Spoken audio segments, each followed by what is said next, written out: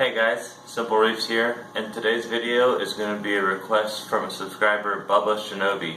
He said, I enjoy your videos. Thanks, Bubba. What kind of filtration are you running, and can you make a video of it? So that's what we're going to do.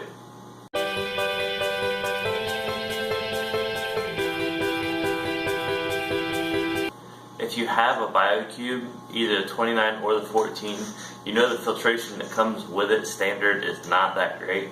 There's a lot of videos on YouTube of how to upgrade those filtration systems, but today we're going to talk about what I've done, and then we're going to go into looking at what that looks like.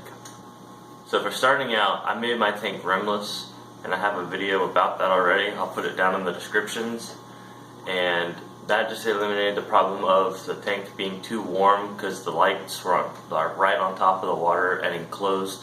There wasn't a lot of ventilation to let that heat escape. And moving on from that, I added the reactor, the two little fishies reactor, and eShop's nano protein skimmer. Those are really the only two pieces of equipment that I added that I purchased. The third thing that I did was I built the in-tank filtration box. You can look that up. There's a company that makes filtration boxes, like a media bag holder that's got a couple different shelves in it, and it just slides in where the existing media bag rack was. And I also upgraded the return pump to a MaxiJet 1200, I believe. So that's enough talking about it. Let's see what it looks like. So there's the reactor hanging off the side, so I couldn't really fit it back behind the tank based off of where I have it. And I just got it running, I don't know if you can see that, at a slow pace. Don't want it to go too crazy. That's just to help with the phosphates. And then that return pump is down in the overflow, which then goes to this filter pad, and then under this filter pad is the box that I made. And it's basically just a couple pieces of acrylic that I used acrylic weld to make, and I'll pull that out and show you guys what that looks like. 1 second. I had to raise my light up to get it out of the way, but this is that box that I made, and right now it's just full of bio balls.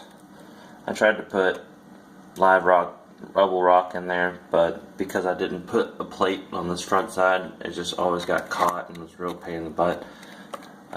Basically, I mean, it's just a little tower to stack rubble rock in, and it just concentrates the flow through that. And the little drip plate that I made on the top is, oh, losing bio balls. The little drip plate I made on top was just so I could put a piece of filter floss or any kind of filter pad or even a media bag on there and get a better filtration in a smaller footprint, allowing for the protein skimmer that I have.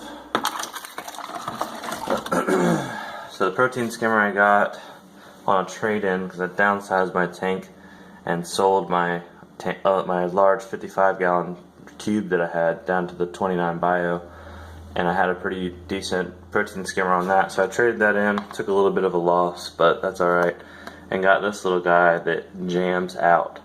And it's pretty nice because it just holds on for a magnet right here, and that magnet right there couples to the back of the tank, making it adjustable. I do want to find a way to make the water level of where this chamber that it sits in stays the same. I haven't quite figured that out yet. I haven't had a whole lot of time to work on that. And basically that's it. It goes from the tank down into here where the reactor pump picks it up and puts it in, and then this tube just throws it over here to the return pump. But the water that doesn't get picked up goes through the tower, through some filter floss, runs down through that, comes up, meets the protein skimmer. Protein skimmer does its thing, and then it flows over to the second chamber where I have oh yeah, I have the high door ATO, sorry, for refilling. There's the tube there. It just sits underneath the tank, and does its thing.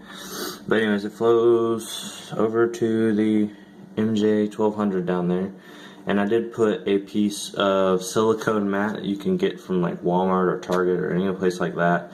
Make sure it's 100% silicone. They use it for like drying dishes and whatnot, and that just helps cut down on vibration from the pump in there, so it doesn't make a whole lot of noise. And that just puts it back into the tank right there. That is it. Now that the tank is all cloudy from moving stuff around, I'll let the filtration system do its thing and clean up the water. But for now, that's it for this video. Thank you, Bubba, for the suggestion. And if you guys have any other suggestions for future videos, please leave them down in the comment section. And hit the like button if you like this video, and subscribe to be notified of future videos being released. Thanks for watching.